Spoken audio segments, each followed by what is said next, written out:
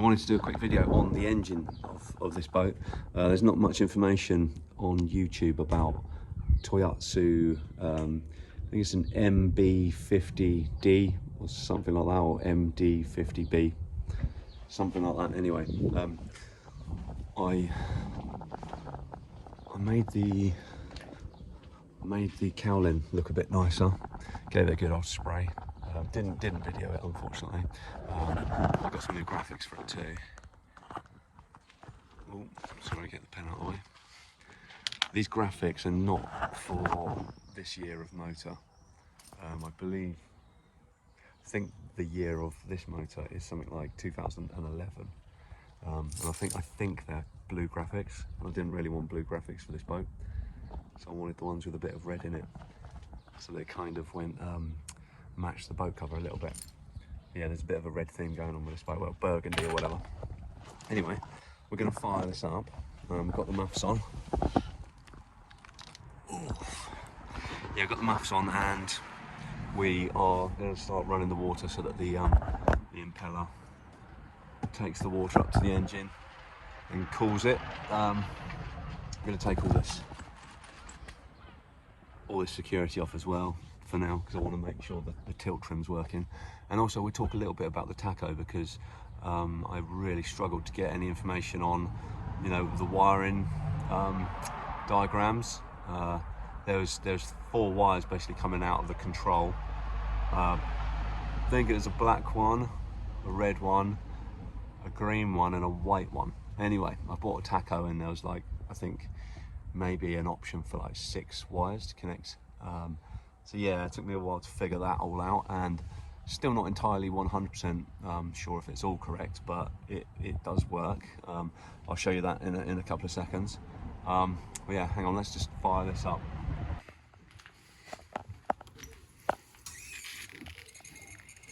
Make sure there's no kinks, because we need some good water pressure. Get into those muffs, or else you'll be in trouble, and the pee-hole won't work. Okay, I can see it, I can hear it trickling out. There she is, no kinks along that bit. Right, we should be good to fire her up.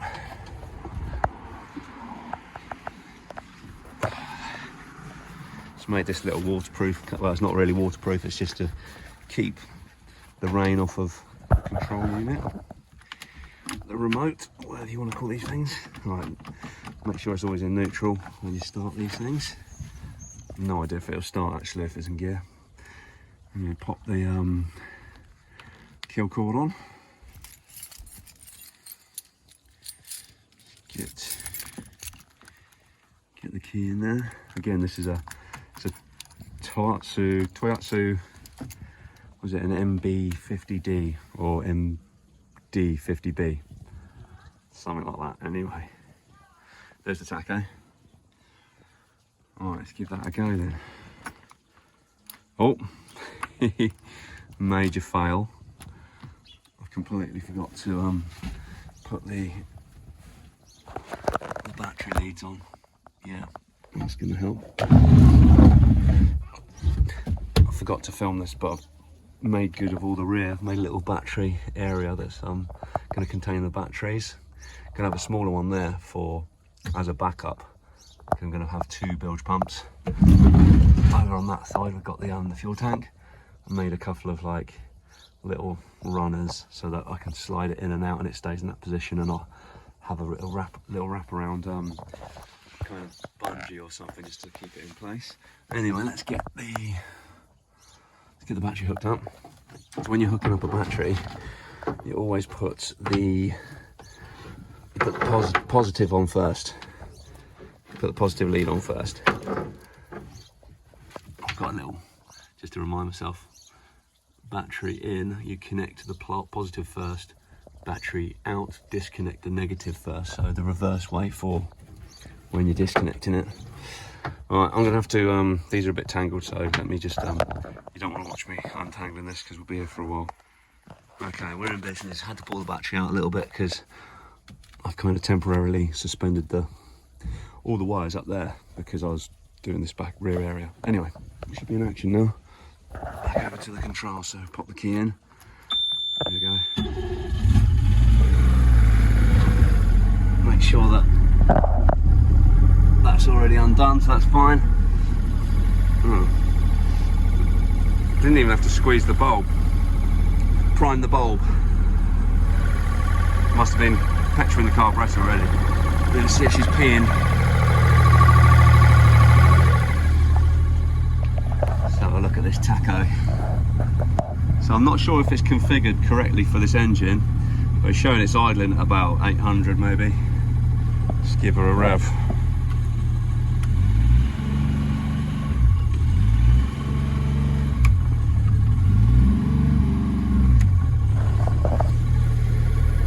I think need to prime it a bit more. There we go. Right, I can feel the petrol's in there now.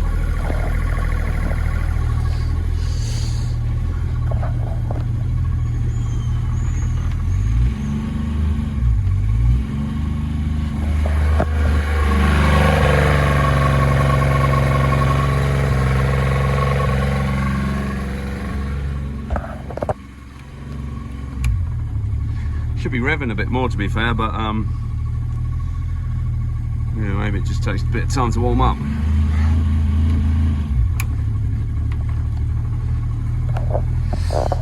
Anyway, yeah, let's have a chat about the tacho then. So there's 4 wires that come out of here. I'll put a picture up on the screen right now.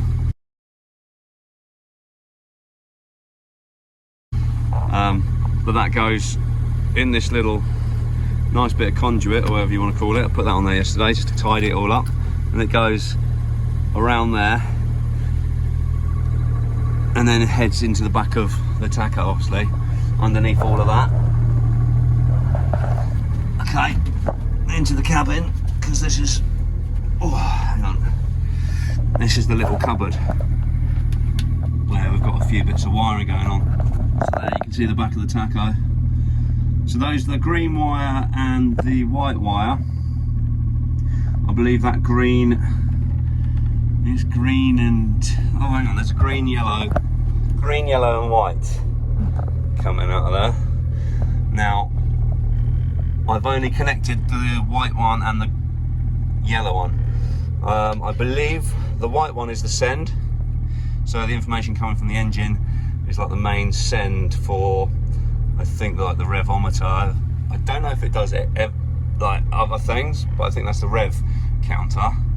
The yellow one, from what I remember, I don't want to start guessing and confusing people. Let's go on to the red one. The red one is obviously positive. I think the yellow one is the ground. There's a green one that could also potentially be either the oil or the ground, but I don't want to confuse anyone. I'm going to put a thingy on the screen in a second, just so everyone's clear or has an idea. There's a hole in the back of the tacho. You see that hole? No, not that one. There's a grommet that I need to pull out, because I believe behind there you can adjust the you can calibrate the revometer to your engine. So I need to do that, I think. I'm not sure what position it's set in at the moment, but I need to do a bit of research on that. But yeah, hopefully this video might come and help to a few of you that are trying to wire up your tachos. There's another, that's better. Still, it should rev more than that, I think. But anyway, there's a couple more wires that come out of the tacho actually that I've not wired up. Which ones are they?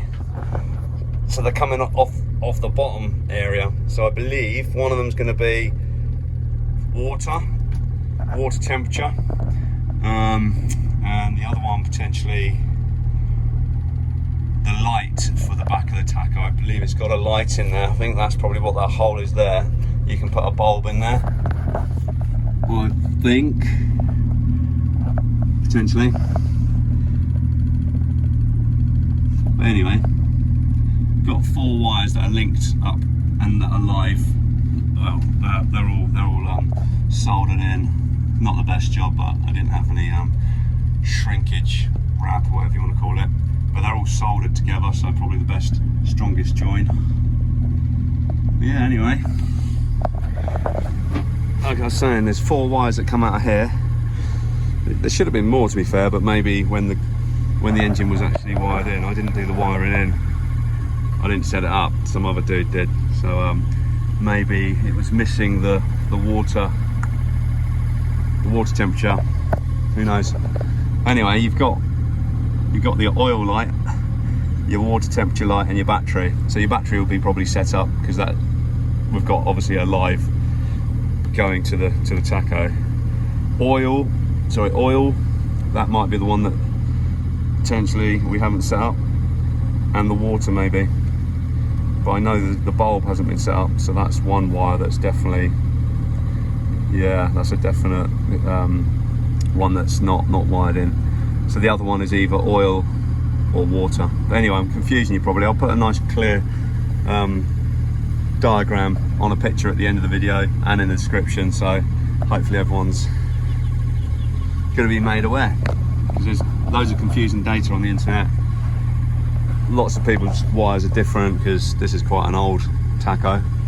It's a 2-stroke outboard, but it has got the oil mixing. Anyway,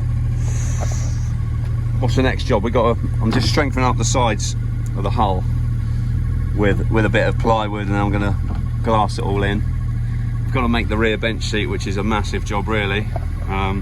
Last big job really before we start painting the deck, and then we've got to, what we got to do after that, we've got to do the hull. So yeah, fun and games. Anyway,